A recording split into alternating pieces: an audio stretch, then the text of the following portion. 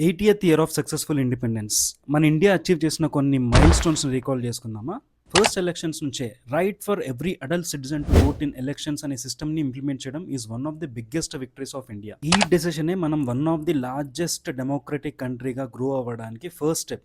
ఒకప్పుడు food products కోసం, cereals కోసం విలవిల్లాడిన మన ఇండియా ఇప్పుడు ఆల్మోస్ట్ 120 కంట్రీస్‌కి ఇవే ఫుడ్ ప్రొడక్ట్స్‌ని, సీరియల్స్‌ని ఎక్స్‌పోర్ట్ చేస్తున్నాం. ఇండిపెండెన్స్ వచ్చినప్పుడు మన లిటరసీ రేట్ 21% అయితే రీసెంట్ స్టడీస్‌లో లిటరసీ రేట్ ఈస్ నౌ 81%. ఒకప్పుడు 17 యూనివర్సిటీస్ ఉన్న మన ఇండియా ఇప్పుడు ఆల్మోస్ట్ 1200 యూనివర్సిటీస్ ఉన్నాయి.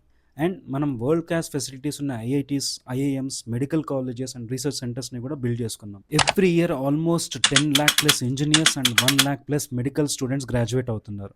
అండ్ మన ఎయిర్పోర్ట్స్ ఒకప్పుడు 12 ఉన్నవి, ఇప్పుడు ఆల్మోస్ట్ 166 ఎయిర్పోర్ట్స్ అయ్యాయి. మూన్‌ని రీచ్ అవ్వడంలో కానీ, స్పేస్ రీసెర్చ్‌లో కానీ మనం టాప్ కంట్రీస్‌తో కంపీట్ చేస్తున్నాం. కోవిడ్-19 పాండమిక్ వచ్చినప్పుడు మన ఇండియా మొత్తం వ్యాక్సిన్స్ సప్లై చేయడమే కాకుండా వేరే కంట్రీస్‌కి కూడా మనం వ్యాక్సిన్ సప్లై చేసాం. టెక్నాలజీని ప్రతి కామన్ పీపుల్‌కి యాక్సెసిబుల్ చేయడమే కాకుండా వరల్డ్‌లోనే one of the largest economic సిస్టమ్‌గా మనం ఎదిగాం. అండ్ డిజిటల్ పేమెంట్స్‌లో మన ఇండియా ఆల్మోస్ట్ వరల్డ్‌లోనే ఫస్ట్ ప్లేస్‌లో ఉంది. ఇప్పుడు ఈ గ్రోత్‌కి అదర్ సైడ్ ఏంటో కూడా చూద్దామా? మన దేశానికి అన్నం పెడుతున్న ఫార్మర్స్, అగ్రికల్చర్ వర్కర్స్ లైఫ్స్‌లో ఇంకా చాలా హార్డ్‌షిప్స్ ఉన్నాయి. కొన్ని లాక్స్ ఆఫ్ యూత్‌కి జాబ్స్ లేవు.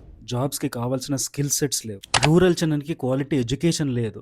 కొన్ని క్రోర్స్ ఆఫ్ ఫ్యామిలీస్‌కి అఫోర్డబుల్ ప్రైజెస్‌లో మెడికల్ సర్వీసెస్ లేవు.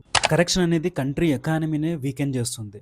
బ్లాక్ మనీ అనేది ఒక ప్యారలల్ ఎకానమీనే ఫ్యూల్ చేస్తుంది. తమ కడుతున్న డబ్బు ఇండియా గ్రోత్‌కి యూజ్ అవ్వట్లేదనే బాధ చాలామంది ట్యాక్స్ పేయర్స్‌లో ఉంది. టాలెంట్ ఉన్న youth, lakhs of youth better opportunities కోసం ఇంకా వేరే కంట్రీస్‌కి వెళ్తూనే ఉన్నారు. సో ఈ టూ కాంట్రడిక్టింగ్ సైడ్స్ ఆఫ్ గ్రోత్‌ని మీరెలా అనలైజ్ చేస్తారు? నెక్స్ట్ 20 ఇయర్స్ అంటే బై 2047కి 100 ఇయర్స్ ఆఫ్ ఇండిపెండెన్స్‌లో మనం ఈ అదర్ సైడ్ ఆఫ్ గ్రోత్‌ని అచీవ్ చేయొచ్చా?